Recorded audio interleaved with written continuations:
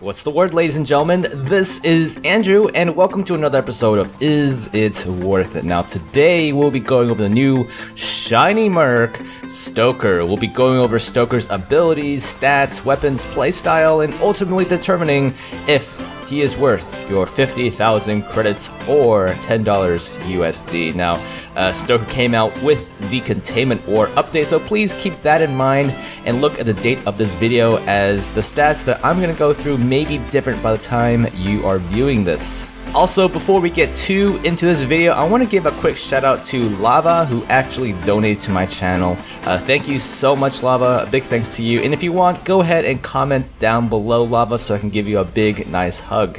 Anyway, Stoker is a fire support merc, which means he can put down an ammo station much like Kira's for friendlies and enemies alike. His main ability is the Molotov, which will allow him to throw a fire grenade that will cover an area with a carpet of fire. Stoker has 120 HP and runs at a rate of 400 movement speed. His signature primary is going to be the Timic 47 assault rifle, but he gets access to the wonderful M4A1 and the burst rifle Stark AR. Now, I'll be going to stats of the Timic as it is his signature default weapon, but I'll go ahead and link a helpful weapon stat sheet if you're interested in going in depth for the other two guns. Now, the Timic will hit for 14 damage a shot to the body and doubling up to 28 for headshots at a rate of 551.5 RPM. The magazine size is going to be 35 with a reload speed of 2 seconds. The DPS of this weapon is going to be 128.4 if you land all body shots. Now, I don't want to get into religious war, but I really dislike the Timic. I mean, it's growing on me a little bit, but for all intents and purposes, I'm not a huge fan. A lot of people swear up and down by it, but for all the recoil it has, and it only hits for that extra 3 DPS more than the M4A1, you know, I find that having to compensate for that recoil often makes me miss more shots, thus making the extra 3 DPS worthless. However, have no fear, as Stoker has access to both guns, so you can really play Stoker based around what gun you prefer. If you enjoy using burst rifles, there is the Stark AR, which offers some very nice DPS. Granted, you can land your 3-round burst on the enemy as headshots. For secondary, Stoker gets a similar selection to that of Skyhammer, the DE50, the Simeon, and the SNW.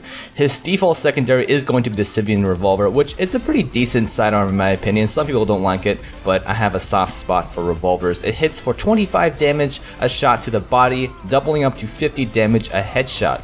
Its rate of fire is 301 RPM with a 6-shot cylinder. Finally, its reload speed is going to be 1.9 seconds. I personally enjoy using the hand cannon revolvers, so if you like the heavier version, the SNW is also an option.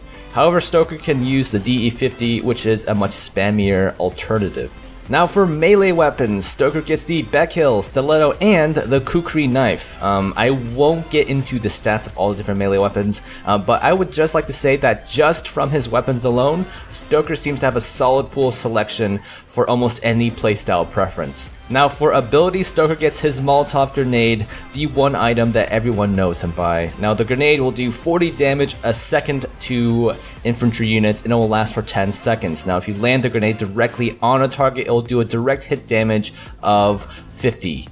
This is very handy. If you land a direct shot on a squishy Merc, you know, they'll melt away pretty quickly from the Molotov's damage. The Molotov will also gibbed down players in its area effect, and it does a fair amount of damage to the EV here, as you can see, but it's nothing as reliable as, say, Skyhammer's airstrike. It can also damage secondary objectives, and there have been reports of people saying you can actually stack on multiple Stokers to take out the secondaries and how brokenly OP it is, but I have yet to see this happen in live matches, so I'm not too sure about it. But you can see here that I'm testing it just with one Molotov. The damage seems mediocre at best, but I'd imagine if you had multiple Stokers working on a secondary, it would go down rather quickly. The Molotov has a 40-second cooldown. However, if you prep it and switch to your knife without throwing the Molotov, you'd be hit with a 10-second cooldown. The Molotov flames can be countered partially with explosives or entirely by Red Eye's smoke grenade. The ammo station is his second ability, which is very similar to Kira's, but essentially it's, a stationary ammo dispenser, great for keeping your team topped off with ammo. The station also has collisions, so you can even experiment with crafty placement areas that will delay the enemy by blocking doorways. Now for loadouts, Stoker doesn't have any super amazing, outstanding, great loadouts, which is disappointing given that, Phoenix had such a nice selection. I think almost any of the loadouts are fine, it just kind of depends on what you like for the primary. If it was up to me though, my loadouts of choice would be the T52 for the Timic, or the M61 for the M41, maybe the M92. I roll with the S62 if I was to use the Stark. But I guess that all begs the question, is Stoker worth it? Well, given that I absolutely hate the Timic, I initially really disliked using Stoker as the loadouts I had were all the Timic. And I know a lot of you guys are comment down below saying how much you love the Timic. I get that. I mean, half of my friends love the Timic. Sniff loves the Timic. Remsey likes the Timic. Kool-Aid loves the Timic. I don't know, maybe I'm the only one who doesn't like the Timic.